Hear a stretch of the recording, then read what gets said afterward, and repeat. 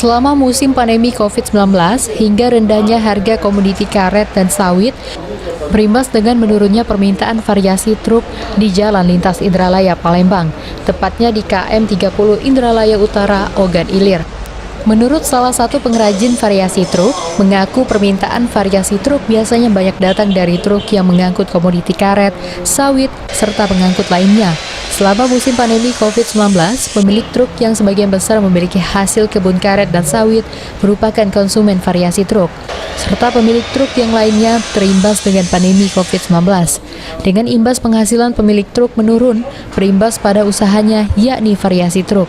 Sejak 1 tahun terakhir ini, membuat omset penghasilan variasi truk yang digelutinya turun secara drastis hingga 80%. Dalam 2 bulan ini, ada satu permintaan variasi truk yang datang ke bengkelnya, biasanya dilakukan pada bagian depan ataupun belakang mobil. Agar mobil truk lebih kelihatan gagah dan bermodifikasi, untuk harga yang dipatok bervariatif tergantung dari tingkat kesulitannya. Dengan kondisi penurunan permintaan variasi ini menurutnya akan mengancam pengrajin usaha variasi truk yang ada di Kabupaten Ogan Ilir. Ahmad Romawi, PAL TV.